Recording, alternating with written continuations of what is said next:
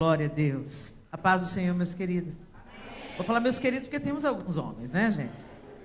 Podem se sentar. Que alegria estar com vocês nessa noite. Sabemos que o Senhor preparou esse tempo. Às vezes a gente pensa que a gente é que faz planos, né?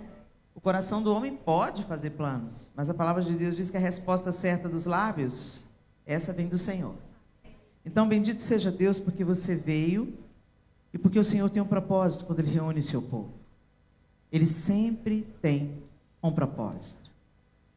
E a nossa personagem é essa que está aí no telão, Débora. Débora. Vocês já abriram a Bíblia em Juízes capítulo 4? Então permaneçam aí, nós vamos ler. Eu não sei se o pessoal da mídia dá para trocar a versão. Eu estou com a NVT, a nova versão transformadora. Aliás, se você tem um pouco de dificuldade com a leitura das Escrituras Sagradas, eu indico a NVT, a nova versão transformadora. Ela tem uma linguagem muito acessível, vai facilitar enormemente. A última vez que eu li a Bíblia toda, eu li a NVT, e é tão interessante como vem uns insights novos assim. A gente tem que fazer tudo para facilitar a nossa leitura bíblica, a nossa compreensão das Escrituras Sagradas, porque isso é fundamental para o nosso crescimento e para nós nos mantermos firmes em dias tão desafiadores. Então essa versão é uma versão que eu tenho certeza que vocês vai facilitar a sua compreensão das Escrituras. A partir do verso 1 de Juízes 4, o texto diz assim: Depois da morte de Eude, os israelitas voltaram a fazer o que era mal aos olhos do Senhor. Por isso, o Senhor os entregou nas mãos de Jabim, rei cananeu de Azor. O comandante de seu exército era Sísera, que habitava em Arosete-Ragoim. Sísera, que tinha 900 carros de guerra com rodas de ferro, oprimiu cruelmente os israelitas durante 20 anos. Então, o povo pediu socorro ao Senhor. Só uma pequena pausa aí.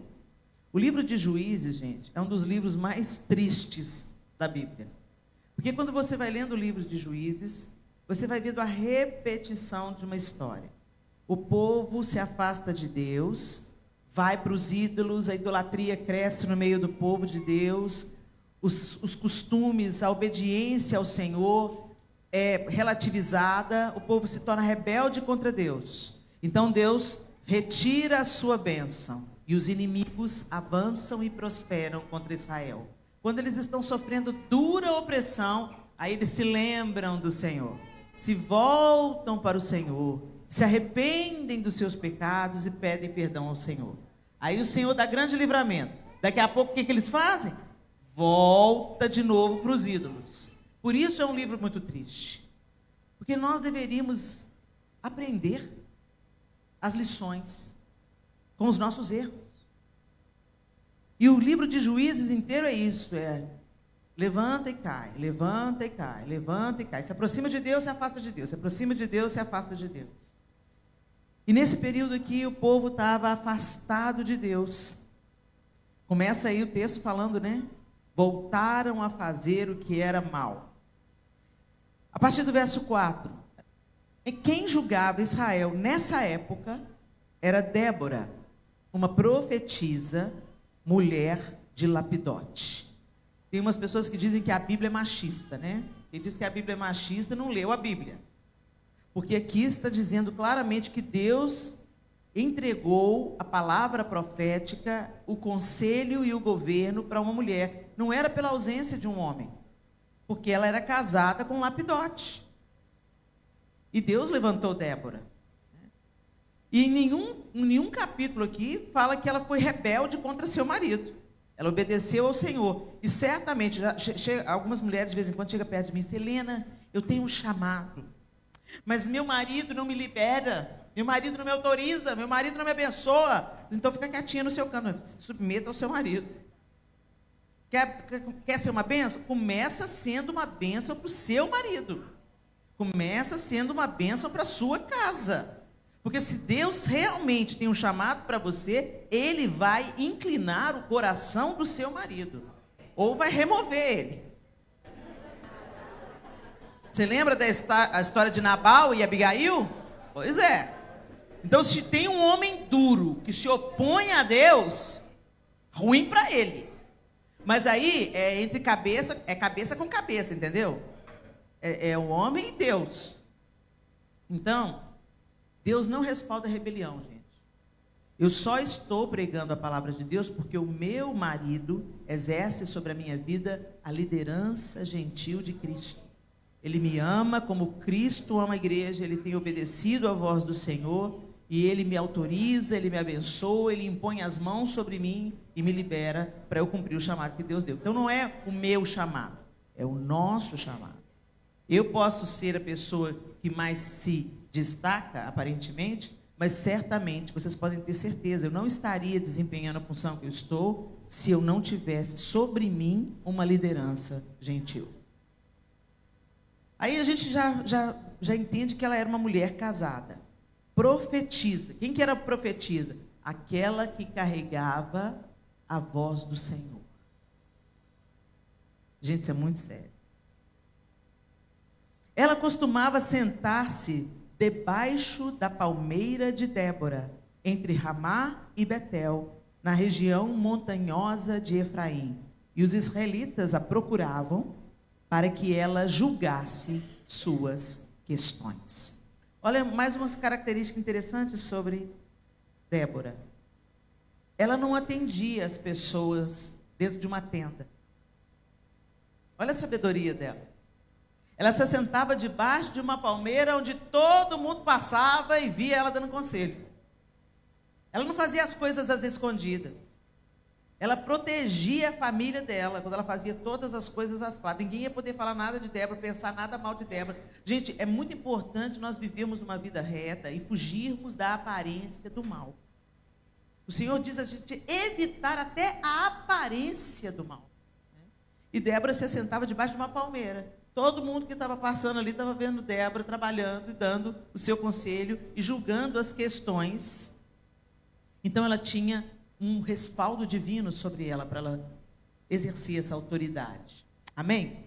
Certo dia, verso 6, mandou chamar Baraque, filho de Abinoão, que morava em Quedes, no território de Naphtali, e lhe disse: o Senhor, o Deus de Israel, lhe dá a seguinte ordem: convoque 10.000 guerreiros das tribos de Naphtali e Zebulon para irem ao monte Tabor. Eu farei Sísera comandante do exército de Jabim. Isso é a palavra de Deus na boca de Débora. Eu farei Sísera, comandante do exército de Jabim, ir com seus carros de guerra e guerreiros até o rio Quisson. Ali eu os entregarei em suas mãos. Débora está liberando uma ordem de Deus para Baraque, o comandante do exército de Israel. Verso 8, Baraque disse a Débora: só irei se você for comigo, senão não irei. Será que ele falou isso simplesmente porque Débora era uma mulher qualquer? Muito raramente, gente, um homem, né, inserido nessa cultura iria pedir isso a uma mulher. O que caracteriza aqui? Que ele não tinha dúvidas que Débora carregava uma autoridade, um poder que não era só pela sua feminilidade. Era Deus que ela carregava. Era o conselho de Deus, a ordem de Deus, a voz de Deus. Por isso o texto disse para a gente que ela era profetisa. Profetizar, gente, não é só quando o Senhor toma uma pessoa, quando ele tomou Débora aqui agora. O Senhor manda te dizer isso, isso, isso, isso. Mas profetizar é dizer a verdade. Profetizar é falar o que é o certo, o justo. Por isso ela julgava as causas, as demandas do povo de Israel. Às vezes a gente pensa que a palavra, que Deus só vai nos usar, nos entregando uma palavra sobre o nosso futuro, ou nos dando uma ordem expressa. Não, muitas vezes a profecia vem através de um conselho sábio. Um conselho que vem pela palavra e pela verdade do próprio Deus. E por isso mesmo ele disse: se você não for, eu não vou não. Aí a gente lembra de Moisés, né? Se a sua presença não for comigo, eu também não vou subir desse lugar. Débora respondeu: está bem, eu irei, mas você não receberá a honra nesta missão, pois o Senhor entregará Sísera nas mãos de uma mulher. Então Débora foi para com Baraque a Quedes. Ali Baraque convocou as tribos de Zebulon e Naphtali, 10.000 guerreiros subiram com ele, Débora também o acompanhou. E aí começa a descrever a batalha e entra outra mulher em cena, que eu sou fã dela, Jael. Jael, casca grossa. Mas enfim, hoje nós estamos focados em Débora. Por que será que Débora falou com ele assim: olha, bom, eu vou com você, mas saiba que o Senhor vai entregar nas mãos de uma mulher. O Senhor não falou ele não falou para Débora ir junto. Mas eles estavam tão temerosos, que nem a palavra do Senhor na boca dela garantia ele. Não, então, já que eu não quero só a palavra do Senhor, eu quero a presença do Senhor, então você vai comigo. Mas por que ele mesmo não invocou a presença do Senhor? Por isso ela fala para ele assim: olha, eu vou com você, mas olha, vai entendendo que Deus vai entregar. E eu acredito que, o texto não é claro quanto a isso, mas eu acredito que Baraque deve ter pensado assim: Deus vai entregar a vitória para ela. Mal sabia ele que entrar outra mulher em cena. E é tão interessante quando a gente vê também Jael em cena. Você com certeza já leu essa história, mas Jael habitava em tendas, e Jael, quando começa a acontecer a batalha, os carros de Jabim começam a atolar, cai uma chuva muito forte, os carros começam a atolar e eles vencem a batalha, aquela primeira batalha, e Sísera, que era o comandante do exército de Jabim, foge e entra na tenda de Jael. Jael pega e chama: não, pode entrar, meu senhor, pode entrar, deita, eu quero água, eu vou te dar leite.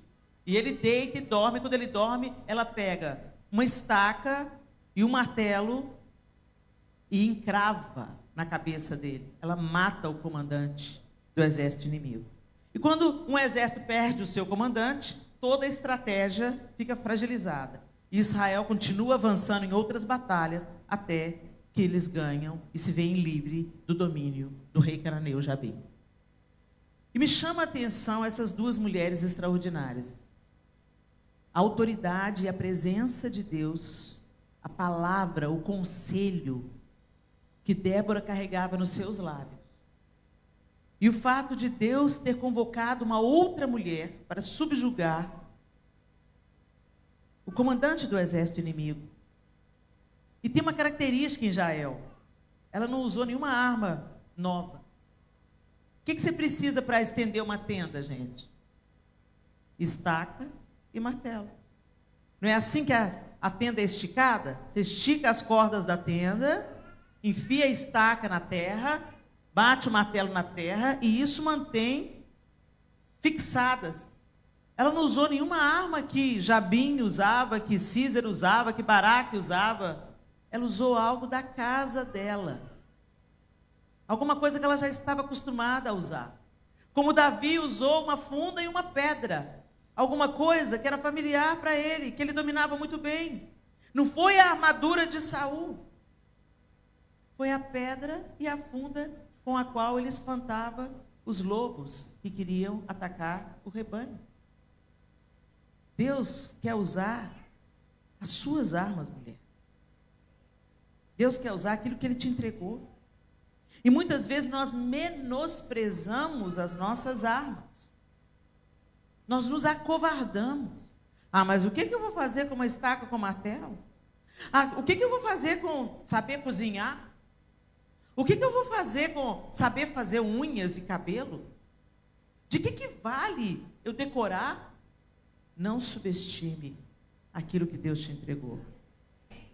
Hoje a gente está vivendo um tempo em que as pessoas buscam muito o seu propósito.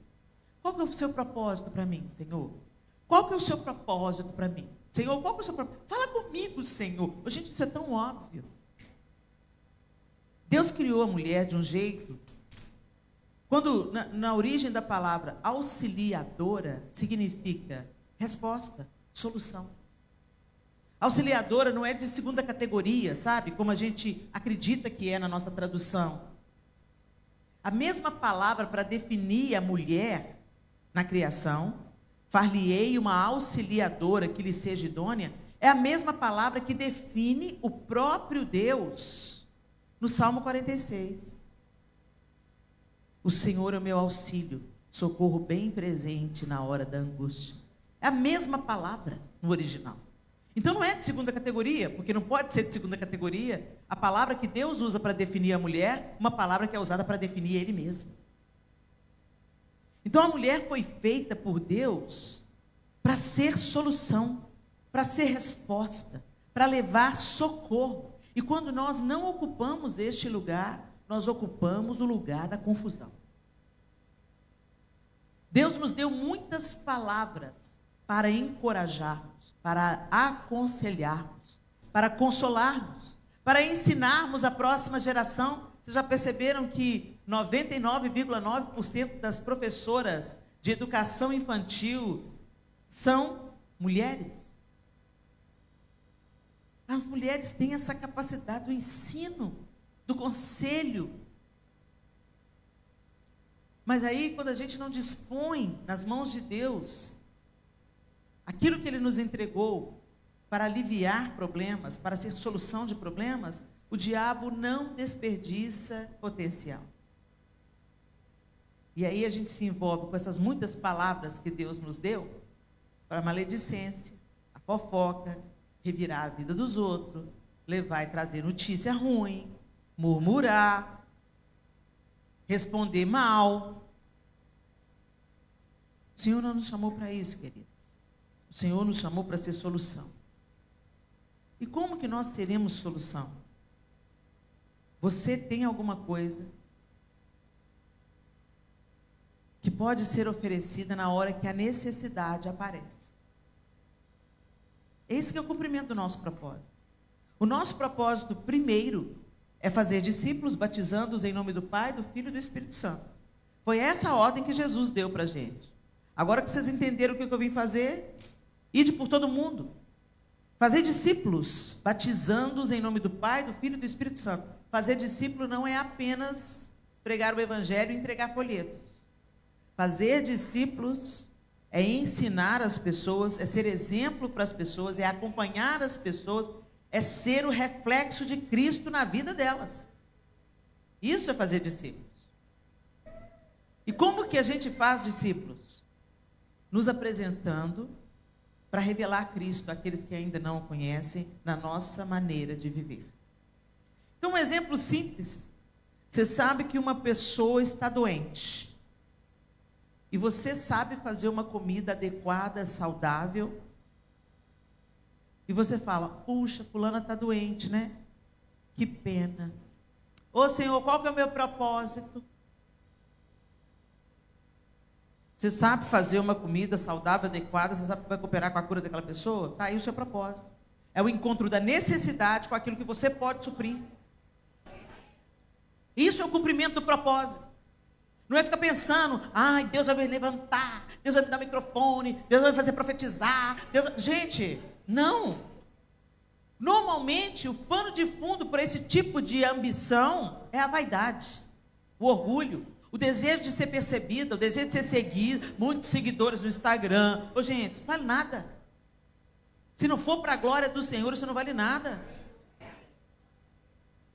Se a gente não pode ser útil nos bastidores, quando ninguém está nos enxergando, como é que nós vamos ser úteis diante de grandes pessoas? Isso é hipocrisia. A gente fala, eu quero ir para a África. Glória a Deus, você quer ir para a África? Bendito seja Deus. Começa a ser uma bênção na sua casa. Começa a servir os seus vizinhos que não são crentes. O evangelho pode ser pregado na sua rua. Não precisa ir para a África para pregar o evangelho, não. Tem gente que está morrendo e indo para o inferno na sua rua. Às vezes a gente acredita que fazer a obra de Deus, gente, via de regra, quando a gente dá uma sondada no nosso coração e deixa o Senhor julgar a sonda dele lá dentro, a gente descobre que no final das contas, a gente quer ganhar uma patente para ser visto e apreciado pelos homens. E depois a gente vem para a casa do Senhor e canta, eu não preciso ser reconhecido por ninguém. A minha glória é fazer com que conheçam a ti. Aí pega a foto no Instagram. E que diminua eu. Ô, gente, todo tempo a gente tem que pedir o Espírito Santo para colocar a sonda no nosso coração. A Dev Tarius foi uma líder que eu tive o privilégio de aprender muito dela. E ela sempre falava: Helena, todo ano você tem que começar o ano perguntando: por que eu faço as coisas que eu faço do jeito que eu faço? Porque é muito fácil a gente se desviar do nosso propósito em nome de construir o nosso próprio nome. Que o nosso nome morra com o nosso corpo. E como diz a canção, que o de Cristo permaneça em tudo. Em nome de Jesus. A gente olha para Débora, essa mulher que se levantou com a palavra do Senhor. Mais do que ser aquela que julgava as causas, mais do que ser aquela que estava debaixo da palmeira, atendendo as pessoas, resolvendo demandas, ela carregava a palavra do Senhor. Eu quero perguntar para vocês, minhas queridas irmãs, será que é a palavra do Senhor que ocupa os nossos lábios? É o conselho do Senhor que as pessoas encontram em nós? A Bíblia diz que a boca fala do que está cheio o coração. E quantas vezes a gente, como crente, dá conselhos conforme este século? Você está com uma amiga passando uma dificuldade no casamento. E ao invés de você falar: vamos orar juntos e jejuar sobre essa questão, para Deus nos dar uma direção, quantas vezes fala assim: acaba logo com esse casamento, é muito sofrimento, Deus te quer ver feliz, Deus não te quer ver sofrendo. É mesmo? Imagina, né, se Deus Pai virasse para Jesus: filho, não precisa morrer na cruz não, eu te quero ver feliz, não te quero ver sofrendo. Muitas vezes, gente, o nosso sofrimento glorifica ao Senhor. Muitas vezes o nosso sofrimento é através do nosso sofrimento que o nosso coração é expandido. Muitas vezes o nosso sofrimento se torna testemunho para outro. Eu consegui vencer, você também vai. Muitas vezes é no sofrimento que nossa motivação é provada. Muitas vezes é no nosso sofrimento que o nome de Deus vai ser levantado e glorificado na nossa vida. Jesus não falou que a gente ia ter uma vida fácil. Ele falou: no mundo vocês terão aflições. Ele não falou: talvez vocês tenham. Vocês terão. Garantia. Mas ao seguinte ele fala: mas tem de bom ânimo. Não desanima não. Não fica abatido não. Não fica entristecido não. Porque eu venci. Foi porque Jesus se esvaziou e se humilhou até a morte de cruz, que Deus o levantou soberanamente, lhe deu um nome que é sobre todo nome, diante do qual todo joelho se dobrará. Mas essa parte a gente não quer. A gente quer o resultado, não quer processo. E não tem vida cristã sem processos. Ontem eu estava pregando sobre a poda. Lá em João 15, Jesus fala assim: se vocês não derem frutos, vocês vão ser lançados fora, meu Pai corta. Agora, se vocês derem frutos, meu Pai vem e poda, para que vocês deem mais fruto ainda. Mas a gente está vivendo um cristianismo tão modelado na cultura, que a gente acredita assim: não, eu tenho que ser feliz. A palavra não diz que você tem que ser feliz, ela fala que a alegria do Senhor é a nossa força. E a alegria do Senhor, a paz que o Senhor tem para dar, ela não vem através das circunstâncias. Porque senão o dia que estiver tudo bem, você vai amar o Senhor. E o dia que a luta chegar, você deixa Jesus para lá? É isso? O Senhor é digno de ser adorado nos dias felizes e nos dias maus. Ele é digno de ser adorado no alto da montanha e no fundo do vale. Ele é digno de ser adorado. Esse era o problema do povo de Israel nesse contexto. Eles eram volúveis, voláteis. Quando a coisa estava boa, eles se desviavam de Deus. Se desviavam de Deus, ia viver a vida, ia curtir a vida, ia abraçar outros deuses, ia abraçar os prazeres. Vamos viver a vida.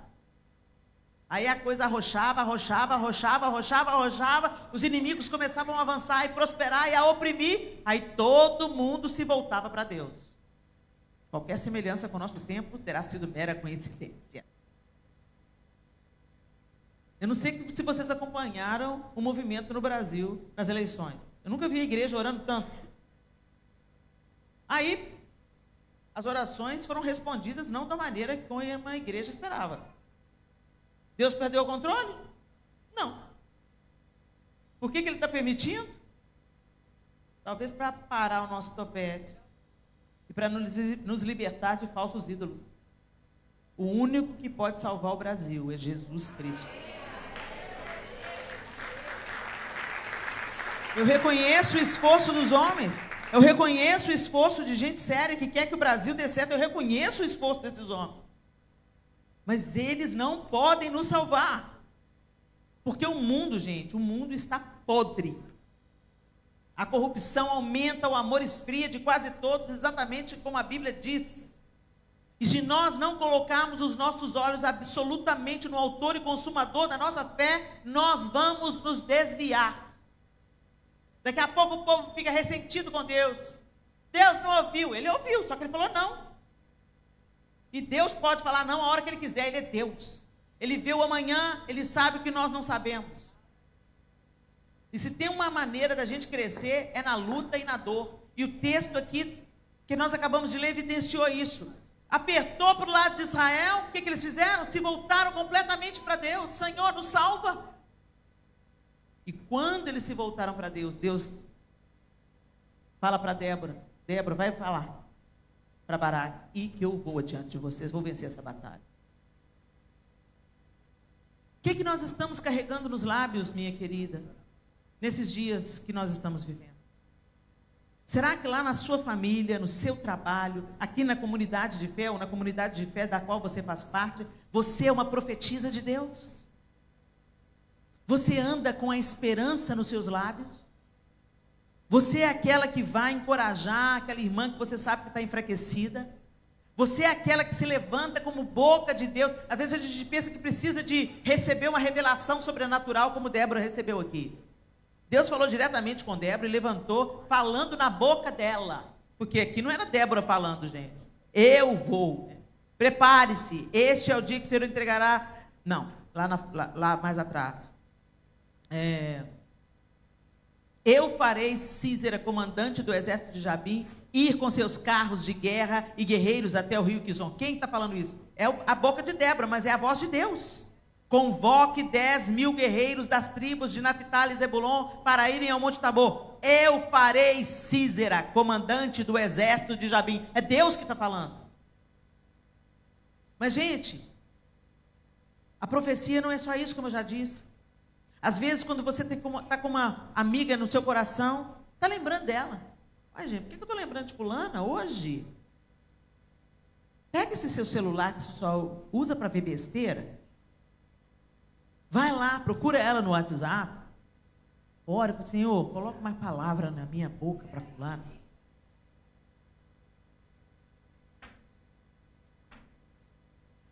Aí começa o áudio já falando, oi fulana, bom dia. Eleva os meus olhos para os montes, de onde me virá o socorro? O meu socorro vem do Senhor que fez os céus e a terra. Minha querida, eu estou com você no meu coração. Eu quero liberar uma palavra de Deus para você. Eu não sei o que você está passando, mas em toda circunstância, eleva os seus olhos ao Senhor. O Senhor é o nosso socorro, a nossa fortaleza. Volte-se para Ele. Deixa eu orar por você. Você precisou de uma plataforma para ser boca de Deus? A gente tem que aprender a ouvir o Espírito Santo. Gente, o mesmo Espírito que ressuscitou Jesus dentre os mortos habita em você. É o mesmo Espírito com o qual você foi selado para o dia da redenção. Mas, via de regra, nós entristecemos o Espírito Santo, deixando a nossa carne tomar o governo. Ou ficar andando em círculos, querendo achar um propósito sobrenatural. Você se lembra da parábola dos talentos, gente? Para um, Jesus deu 5. Para outro, Jesus deu 2. Para outro, Jesus deu 1. Olhou para um, menosprezou. Mas quer saber? O que eu vou fazer com isso? Vou pelo menos guardar, né? Porque aí quando ele voltar, eu devolvo para ele o que ele me deu. E Jesus chamou esse servo de mau e negligente. E parece injustiça. Pegou o que era dele e deu para aquele que ele tinha mais. Parece injustiça, né? Às vezes você pensa assim, mas fulano tem tantos talentos. Ela canta, ela toca, ela prega. Ela é quase uma igreja sozinha. Para de olhar para o que Deus deu para outra. O que você está fazendo com o que está na sua mão? Jesus não mandou você tomar conta da vida da outra. Tem até uma musiquinha, um hino que a gente conhece bem, né? Toma conta da sua vida. Né? Assim. Olha para a semente que está na sua mão, olha para o que Deus te entregou. Senhor, o que eu posso fazer com esse talento? Eu conheci uma história, gente, de uma senhora. Eu conheci um ex-presidiário. Ele já está com o Senhor. Ele ficou preso por alguns anos, por ter participado de um crime de assassinato.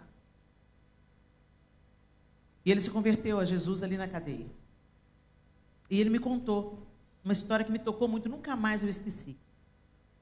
Ele me contou que uma senhora, que todas as semanas, chegava no presídio um pacote de cartas para cada preso. Escritas à mão.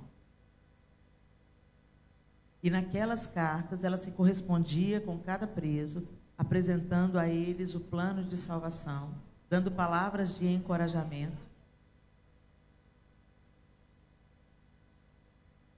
Uma senhora. A coroa dela vai ter mais pedra que a minha. A Bíblia diz que naquele grande dia muitos primeiros serão últimos e últimos primeiros. É nesse modelo aí. Eu não soube nem o nome dela. Eu sabia que ela morava numa cidade pequena do Rio de Janeiro. E que ela tinha o cuidado. E ele contou, aquele ex-preso, aquele ex-presidiário contou para mim assim: Helena, tinha presos ali que jamais foram visitados pela família. Jamais a família morreu para a família. E eles ansiavam para chegar às cartas daquela irmã. Muitos ali entregaram a vida a Cristo por causa da fidelidade do ministério secreto dessa irmã. O grande dom? Escrever cartas. Gente, nós somos indesculpáveis. Nós somos indesculpáveis porque hoje a gente tem tanta facilidade. Quando eu olhei um pouco sobre a história do apóstolo Paulo, eu vejo os naufrágios, os açoites. Quanta dificuldade de transporte, de ir de um lugar para outro. Amanhã eu vou pegar um avião e em 9 horas eu estou a 10.000 quilômetros daqui. Se Deus quiser. Você entra num avião, você entra num carro. Esse percurso que a gente fez com o pastor Renato do hotel até aqui, os discípulos, se fossem fazer, ia levar dias a pé. A gente tem essa facilidade, tem um carro para dirigir, tem um WhatsApp para evangelizar, pode plantar esperança no coração das pessoas através de uma mensagem, pode fazer um post que edifica pessoas através das suas redes sociais, mas usa para ostentar, usa para participar de fofoca. Gente, Débora carregava a palavra de Deus e nós devemos, como mulheres de Deus, carregar a palavra de Deus. uma palavra de esperança, uma palavra de encorajamento, uma palavra de fé, uma palavra de exortação em amor, uma palavra de ensino. É isso que uma profetisa do Senhor faz. Quantas vezes nós temos todas as ferramentas para ser instrumento de Deus sem sair da nossa casa? Mas a gente fica lá, não, estou esperando Deus me chamar, estou esperando Deus me usar. Está enterrando o seu talento. Porque Deus já te deu a vida, Deus te deu saúde. Todas nós aqui, tem alguém aqui que não tem um telefone celular, gente? Não, meninas não, é bom vocês não terem mesmo. Alguém aqui de 15 anos para cima que não tem celular? Tem um WhatsApp? Entendeu o que eu disse? Como é que você está usando o que Deus te entregou?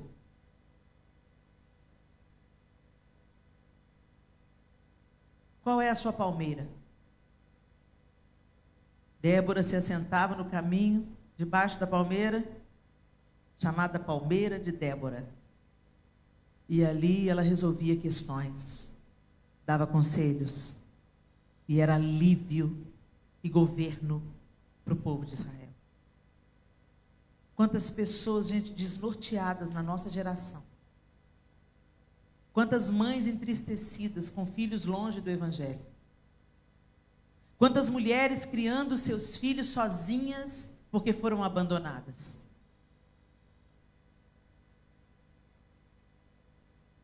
Quantas de coração partido porque foram traídas.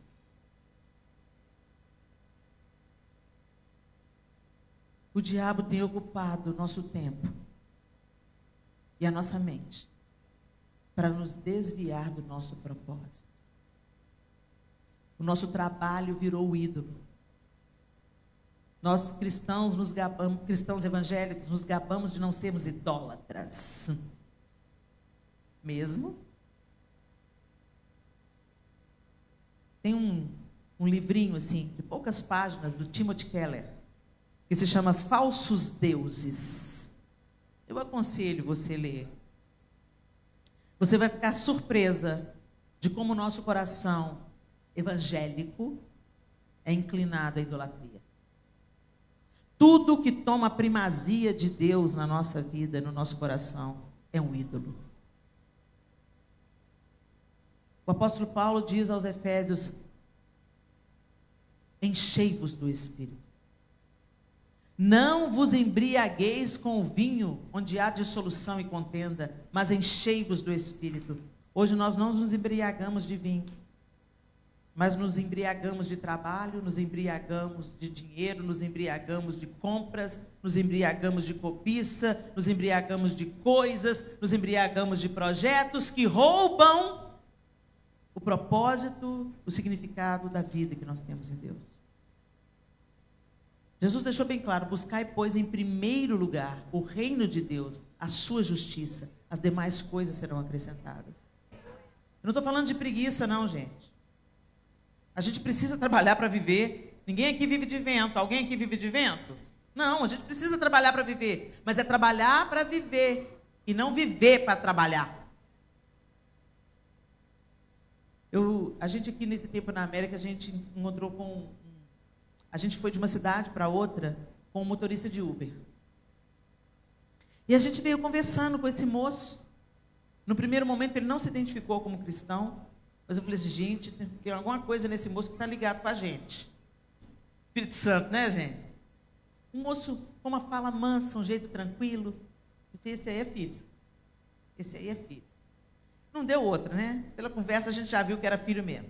Aí a gente começou a conversar. Você está aqui na América tem quanto tempo? Tem 5 anos que eu estou aqui na América.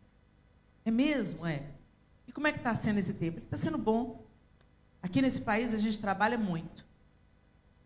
Mas eu aprendi que a gente trabalha para viver e não vive para trabalhar. Eu entendo que a gente trabalha e desfruta. Trabalha e desfruta.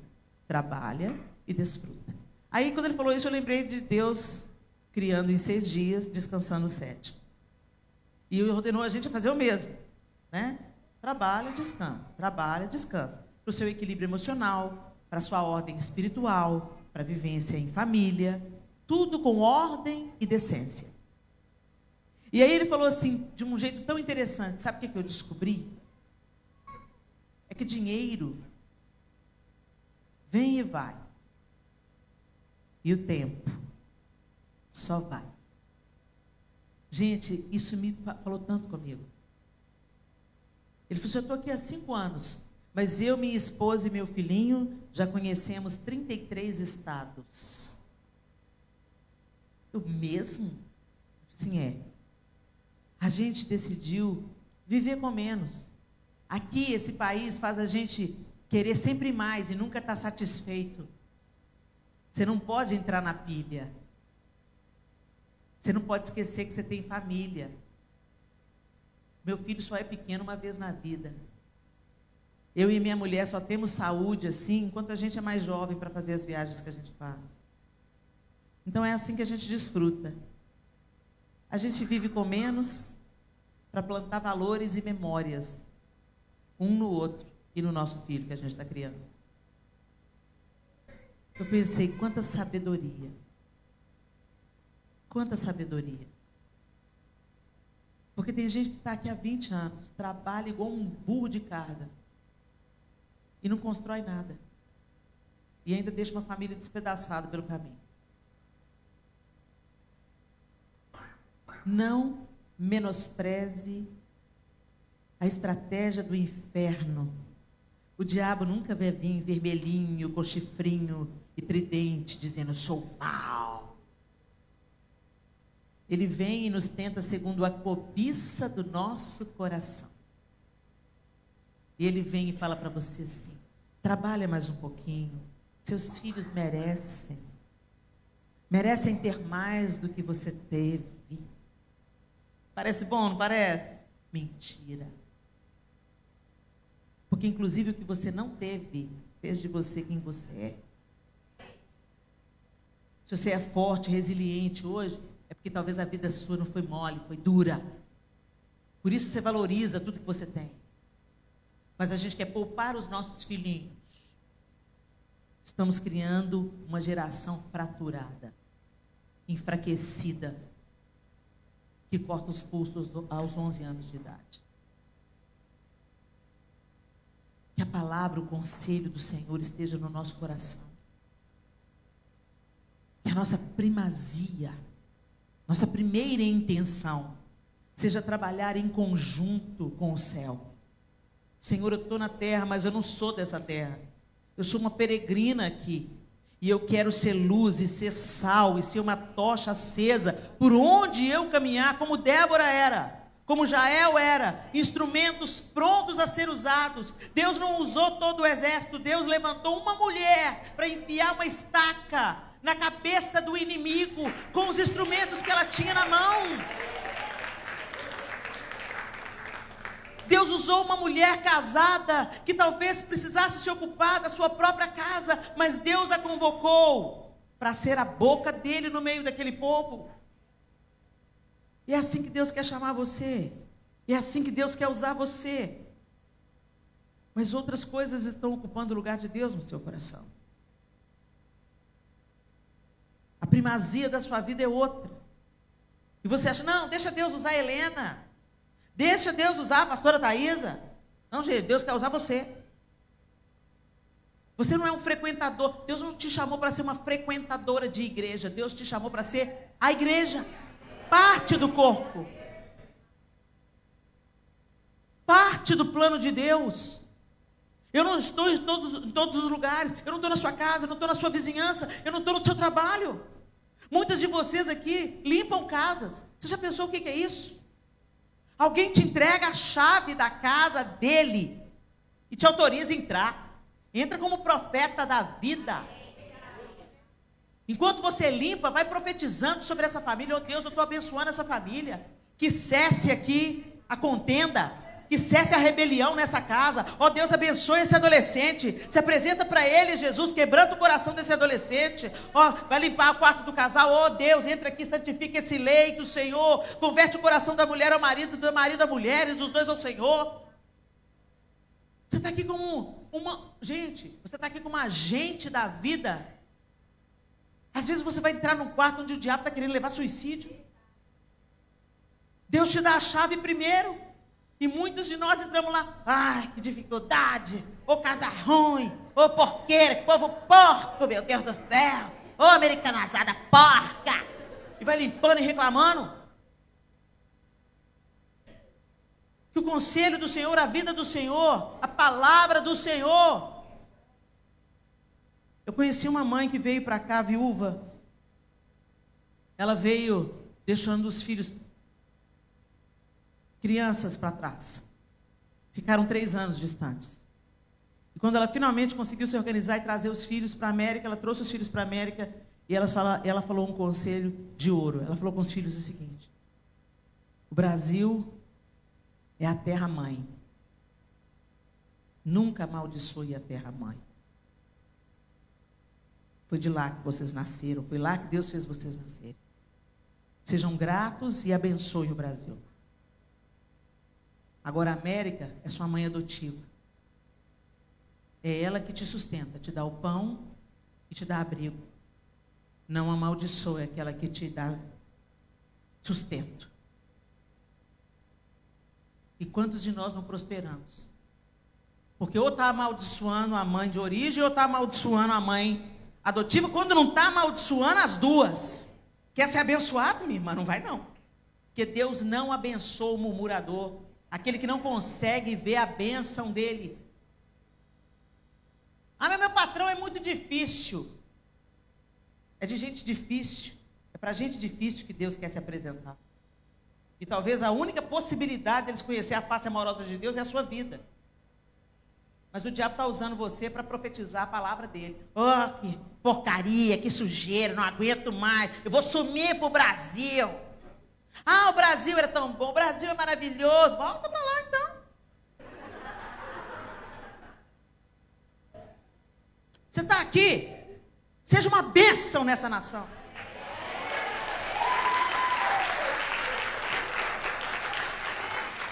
Ou então volta para casa, gente.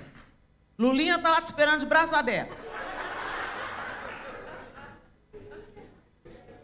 Você não pode ser uma bênção aqui, vai ser uma bênção no Brasil, mas vai ser uma bênção em algum lugar, pelo amor de Deus. Porque Deus não te chamou para ser maldição, Deus te chamou para ser uma bênção.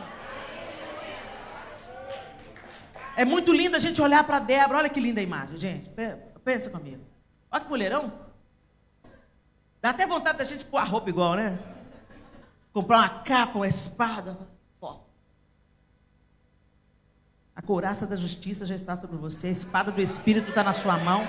Você está calçada com o evangelho da paz. O capacete da salvação está sobre você. No mundo espiritual você está revestida. Use essa armadura, mulher. Fecha essa boquinha para falar coisa má e deixa Deus usar a sua boca como Deus usou a boca de Débora. Seja uma profeta da vida. Seja aquela que carrega a palavra do Senhor onde você entrar. De tal forma, gente, que quando as pessoas falarem, então vai comigo. Baraque estava tão consciente de que ela carregava o conselho, a palavra do Senhor, que ele não queria só a palavra, ele queria a presença dela. Será que era só porque era Débora? Ou era por quem ela carregava? Gente, as pessoas têm que ter saudade quando a gente vai embora. Poxa, por que a fulana foi embora? Que palavra, que presença de Deus através da vida dela, que conselho, que amiga que ela foi. Não, no meu momento mais difícil, era ela que estava comigo. No meu momento mais difícil, eram as mensagens que ela mandava pelo WhatsApp que me fazia levantar da cama. No meu momento mais difícil, foi ela que veio para ficar no hospital comigo. Quando a gente vê Jesus fazendo milagres, gente, raríssimos milagres foram feitos no templo em Jerusalém.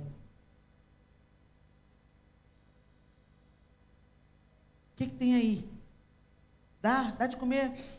Mestre, mas é muita gente, não tem o que comer não. O que tem? O que tem aí? O que tem? Ah, tem 5 pães e 2 peixinhos. Ah, me dá aqui.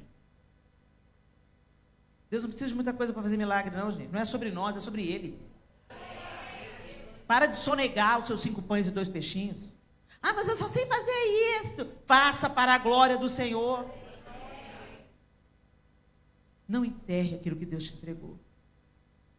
Para de ficar inteirada do que a outra faz. Deixa, graças a Deus. Olha que coisa linda. Como é que é a irmã que faz a decoração? Pois é, a Marcela e a Marina, olha que linda. Elas têm o dom de decorar. Seja grato, aprecie. Não inveje. Olha que bênção. Sabe, gente, olha que eu estou falando com conhecimento de causa. Teve um período da minha vida que eu fui esmagada por causa da inveja. O invejoso não prospera. O invejoso fica andando em círculo. O invejoso não avança. Helena, mas eu já tentei, eu não consigo me livrar da inveja, Helena. Sabe ranço que sobe em mim quando a outra conquista? Eu sei o que é isso. Pecado, tá? Primeira coisa, confessa como pecado. Senhor, eu estou pecando contra o Senhor, eu estou sentindo inveja. Nomeia. Para de falar, não é pecado, não, é justiça. Fulana também merecia ter. Para de pôr peruca. Vai criar inveja. É inveja, é pecado contra Deus. Mesmo que ele seja silencioso, é pecado. Deus sabe. E o diabo também. Então denuncie o seu pecado. Senhor, é pecado.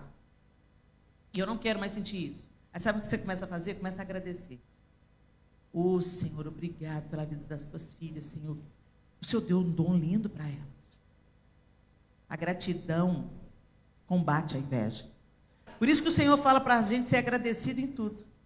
Que quando você tem um coração grato por quem você é, pela misericórdia e bondade do Senhor por sua vida, por aquilo que Ele tem te concedido, sobra menos espaço para inveja.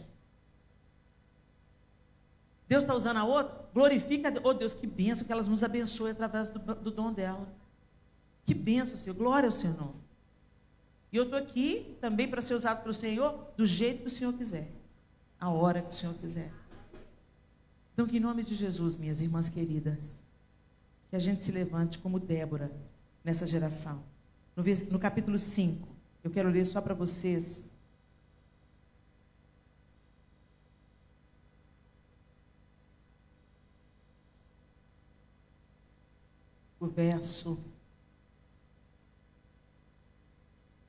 O cântico de Débora e Baraque. Eles começam a proclamar e a louvar a Deus pela vitória que o Senhor deu a eles. No verso 6 diz assim: nos dias de Sangar, filho de Anate, nos dias de Jael, ninguém passava pelas estradas, e os viajantes tomavam caminhos tortuosos. Restavam poucos nos povoados de Israel, até que Débora se levantou como mãe para Israel. Como mãe para uma nação. A mãe cuida. A mãe socorre. A mãe aconselha. A mãe defende. A mãe intercede. Se é uma mãe curada, caminhando nos caminhos do Senhor, se não é uma mãe adoentada, uma mãe psicopata, se ela é uma mãe vivendo uma maternidade, ela pode ser uma mulher totalmente imperfeita, mas é um instinto natural de uma mãe proteger os seus filhos, como uma leoa. É um instinto natural de uma mãe orar pela sua descendência. É o instinto natural de uma mãe ensinar os seus filhos nos caminhos que eles devem andar e nos valores que ela acredita que são corretos. E Deus quer nos levantar como mães nos lugares que Ele tem nos colocado. As mulheres com conselho, as mulheres que defendem o que é certo, as mulheres que lutam pela justiça, as mulheres que continuam insistindo em ensinar o que é certo, mesmo quando nós estamos mergulhados num mundo de corrupção. Para quebrar a escuridão, gente, não precisa de acender uma lanterna enorme, não. Se você riscar um palito de fósforo, a escuridão já não existe mais. Uma pequena luz quebra a mais densa escuridão. Então, que você não menospreze, minha querida, a luz de Deus em você. Deixe ela brilhar através de pequenos gestos, de pequenas atitudes, de se posicionarem como mães nessa nação que vocês vivem hoje. Feche os seus olhos.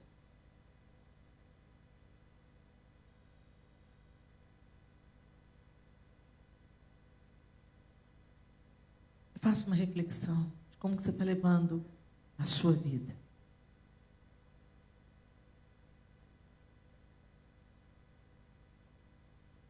Quando nós vivemos focados em nossas próprias necessidades,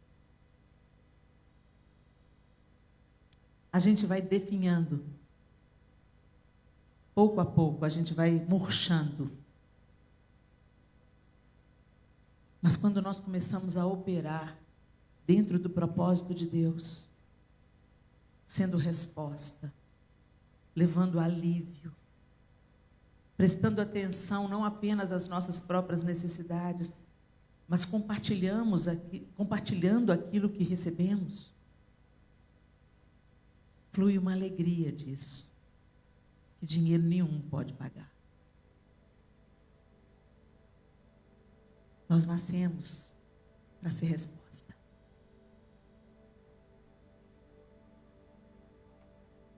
Nós nascemos para levar alívio. E enquanto nós levamos alívio, também somos aliviadas. Enquanto somos resposta, Deus também traz respostas até nós. O caminho mais rápido para se desviar de Deus é viver uma vida autocentrada, uma vida egoísta.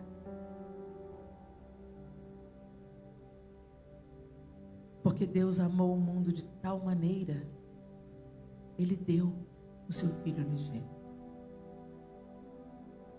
Porque Jesus nos amou até o fim. Ele deu a sua própria vida. Então, gente, isso é o nosso DNA. O nosso DNA é conceder, é cuidar, é ser alívio.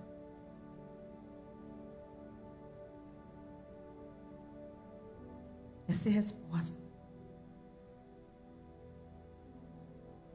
É compartilhar aquilo que você recebeu. Seu tempo, seu dinheiro, suas roupas, seus sapatos, sua casa, seu carro. Dê a carona. A roupa que não te serve. Helena, mas um dia eu vou emagrecer. Quando você emagrecer, Deus te dá outra nova. 100 pares de sapato. Enquanto a outra irmã não tem nada.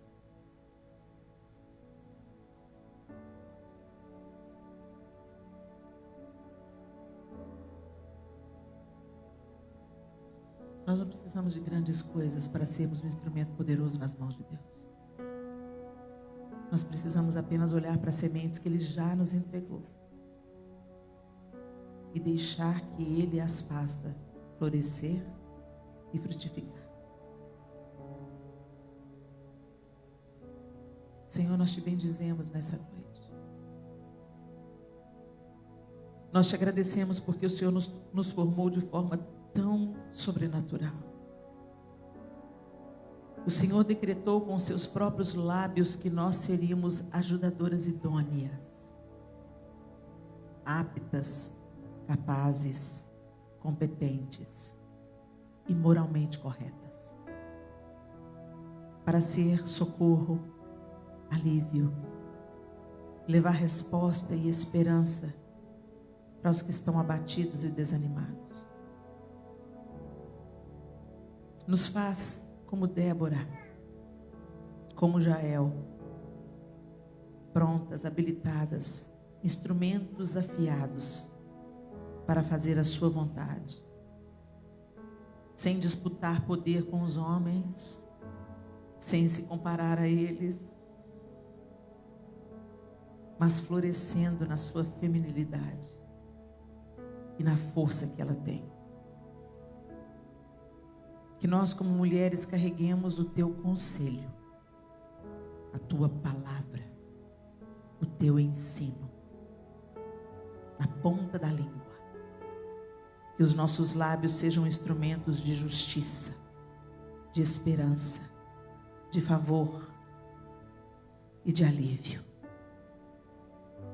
E que o Senhor coloque um guarda à porta da nossa boca, para que nós não a emprestemos ao diabo.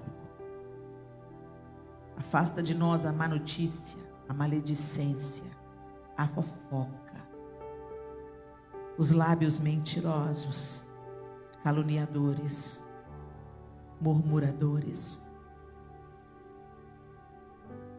E que a sabedoria do Senhor tome a nossa mente, mude o nosso coração e manifeste com os lábios a tua justiça, para a glória do teu próprio nome, em nome de Jesus. Amém e amém. Que o Senhor abençoe vocês, queridas, que vocês se levantem como Débora nesse país, nessa geração, por onde vocês andarem, que nas casas que vocês trabalham,